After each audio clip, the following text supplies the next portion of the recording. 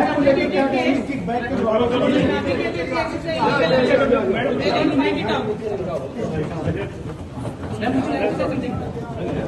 an illegal arrest.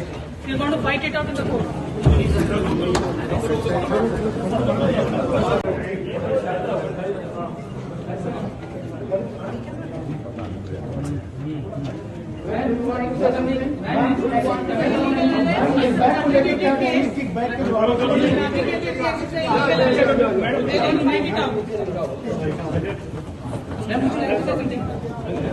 an illegal arrest.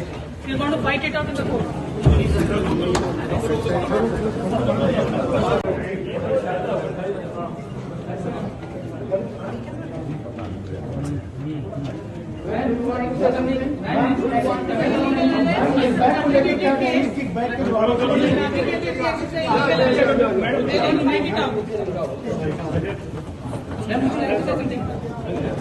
an illegal arrest.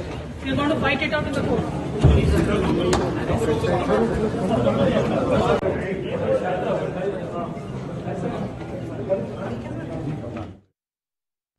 Right కొద్దిసేపటి క్రితమే Delhi rows avenue కోర్టులో MLC కవితను ED అధికారులు హాజరుపరిచారు. దీనికి సంబంధించి పూర్తి అప్డేట్స్ మా ప్రతినిధి భాస్కర్ అందిస్తారు. భాస్కర్, ఢిల్లీలోని రౌస్ ఎవెన్యూ కోర్టుకు ఎమ్మెల్సీ కవితను తీసుకొచ్చారు ఈడీ అధికారులు. రౌస్ ఎవెన్యూ కోర్టుకు హాజరైనటువంటి కవిత, ఇది అక్రమ అరెస్టు, మేము న్యాయపరంగా కొట్లాడతాం, ఇది రాజకీయాలను అడ్డం పెట్టుకొని ఈ అరెస్టు చేశారన్నటువంటిది ఆమె కోర్టు హాల్లోకి వస్తున్నటువంటి సందర్భంలో చెప్పడం జరిగింది. కవితను 10 రోజుల కస్టడీకి కావాలంటూ ఈడీ రౌస్ ఎవెన్యూ కోర్టులో పిటిషన్ దాఖలు చేసింది. ప్రస్తుతం దీనిపైన న్యాయమూర్తి తన నిర్ణయాన్ని వెలువరించాల్సినటువంటి అవసరం ఉంది. ఇప్పుడు ఇంకా కోర్టు హాల్లోనే కవిత ఉన్నారు. కవితతో పాటు కవిత తరఫున వచ్చినటువంటి లాయర్లు కూడా ఉన్నారు. అదేవిధంగా ఇటు హైదరాబాద్ చేసినటువంటి సత్యవతి రాత్రి కొద్దిసేపు క్రితమే కోర్టు హాల్లోకి చేరుకొని కవిత దగ్గరికి వచ్చారు. సోమ భరత్ తో పాటు మరికొంతమంది న్యాయవాదులు మనం ఇక్కడ ఎవరైతే బీఆర్ఎస్ పార్టీకి సంబంధించినటువంటి లీగల్ సెల్ ఉన్నారో వాళ్ళు కూడా చేరుకున్నారు. ప్రస్తుతానికైతే కవితతో న్యాయవాదులు కూడా మాట్లాడారు. ఈ ఇష్యూకి సంబంధించి ఫర్దర్ గా ఎట్లా మూవ్ చేయాలి, ఏం చేయాలనేటువంటి దానిపైన ఆమెతో క్లారిటీ తీసుకున్నారు. ఇకపోతే ఈ మొత్తం వ్యవహారంలో తన అరెస్టే అక్రమం అంటూ ఆమె చెప్పడం, అంతేకాకుండా ప్రస్తుతానికి ఈ ఇష్యూకు సంబంధించి తనకు సంబంధం లేకున్నా లిక్కర్ స్కామ్ అనే ఇష్యూతో తనను ముడిపెట్టి అరెస్ట్ చేసి ఢిల్లీకి తీసుకురావడం అనేటువంటిది, ఇది పూర్తిగా ఈ కేసు కట్టుకథ, చట్టపరంగా పోరాడదాం, కోర్టులు ఉన్నాయి, మాకు న్యాయం జరుగుతున్నటువంటి నమ్మకం ఉంది, ఖచ్చితంగా మేము ఫైట్ చేస్తామని చెప్పారు. రౌస్ ఎవెన్యూ కోర్టుకు చేరుకున్నటువంటి సత్యవతి రాథోడ్, వజ్రాజు రవిచంద్ర కూడా కలిసితో మాట్లాడుతున్నారు. లోపల అడ్వకేట్లు సోమ భరత్ తో పాటు ఇతరులు హైదరాబాద్ చేసినటువంటి న్యాయవాదులు కూడా లోపలే ఉన్నారు. న్యాయపరమైనటువంటి ఇష్యూస్ ఏమున్నాయి, వాళ్ళు కనీసం ట్రాన్సిట్ నోటీస్ ఇవ్వకుండా ఆమెను అరెస్ట్ చేయడం చట్టపరంగా ఇది పూర్తిగా అక్రమమైనటువంటి అరెస్ట్ అని చెప్తా ఉన్నారు. ఇంకా న్యాయపరంగా ఎట్లాంటి ఇష్యూస్ అంటే వాళ్ళు లీగల్ గా ఏ ప్రొసీడింగ్స్ ని కూడా ఫాలో కాకుండా కవితను ఇల్లీగల్ గా అరెస్ట్ చేశారనేటువంటిది ఖచ్చితంగా ఎస్టాబ్లిష్ అవుతుంది. అయితే దీనికి సంబంధించి ఈడీ అధికారులు మాత్రం ఈ అరెస్ట్ కు సంబంధించి పూర్తిగా రిమాండ్ రిపోర్ట్ రెడీ చేశారు. రిమాండ్ రిపోర్ట్ లో కోర్టు ముందుంటారు. ప్రస్తుతం న్యాయమూర్తి ఆ రిమాండ్ రిపోర్ట్ ను చూస్తున్నారు. అయితే రిమాండ్ విధించే ముందు తనకు 10 రోజుల కస్టడీ కావాలని అధికారులు అడిగినటువంటి నేపథ్యంలో ప్రస్తుతం దానిపైన ఇంకా ఇష్యూ కొనసాగుతోంది.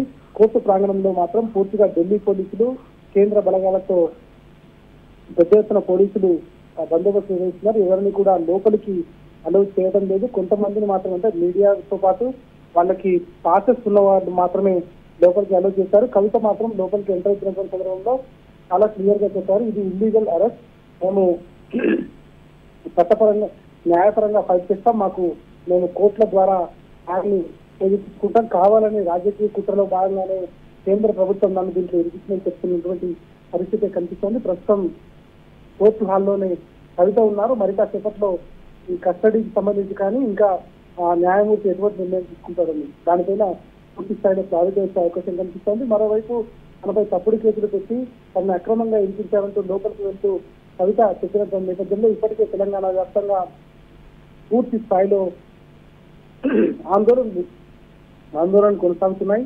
ఇక నిరసనలు కూడా కొనసాగుతున్నటువంటి నేపథ్యంలో కోర్టు నుంచి ఎట్లాంటి ఆర్డర్స్ వస్తాయి, కవితను మళ్ళీ కస్టడీకి ఏమైనా ఇస్తారా, లేదంటే ఫర్దర్ గా దీనిపైన ఎట్లాంటి నిర్ణయం వెలువరించకుండానే బయటకు వస్తారో చూడాల్సిన అవసరం కనిపిస్తుంది. మరోవైపు సుప్రీంకోర్టు గైడ్ లైన్స్ ని తుంగలో తొక్కి ఈడీ అక్రమంగా అరెస్ట్ చేసిందనేటువంటి చాలా స్పష్టంగా అర్థమవుతోంది. నిన్న శుక్రవారం నాడు ఏదైతే కవిత కేసుకు సంబంధించినటువంటి ఇష్యూ ఉందో ఆ కేసులో భాగంగా న్యాయమూర్తి కీలక వ్యాఖ్యలు చేశారు. తనను అరెస్ట్ చేయకూడదని, అదేవిధంగా తనకి ఇబ్బంది పెట్టకూడదు, విచారణకు తాను సహకరించాలి, అదేవిధంగా తను అరెస్ట్ చేయకూడదనేటువంటి క్లియర్ గా చెప్పినప్పటికీ కూడా ఈడీ అధికారులు నిన్న ఉదయం బయలుదేరి మధ్యాహ్నానికి హైదరాబాద్ నందినార్ చేరుకొని కవిత భర్తతో పాటు ఇద్దరిని విచారించిన తర్వాత 5:20 కవితను అరెస్ట్ చేస్తున్నట్టుగా నోటీస్ ఇవ్వడం, తర్వాత ఎక్కడా కూడా ప్రొసీజర్ ను ఫాలో కాలేదు అనేటువంటిది మాజీ మంత్రి టీఆర్ఎస్ వర్కింగ్ ప్రెసిడెంట్ కేటీఆర్ చెప్తూ దీనికి సంబంధించి ఈడీ అధికారులు నిందించినటువంటి నేపథ్యంలో వాళ్లకు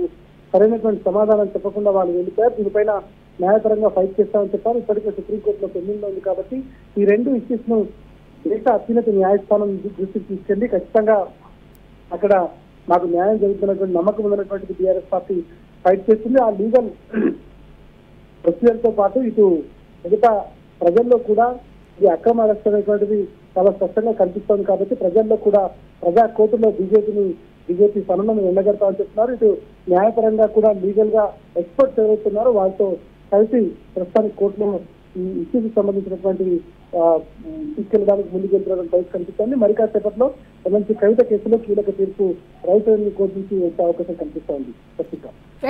థ్యాంక్ యూ.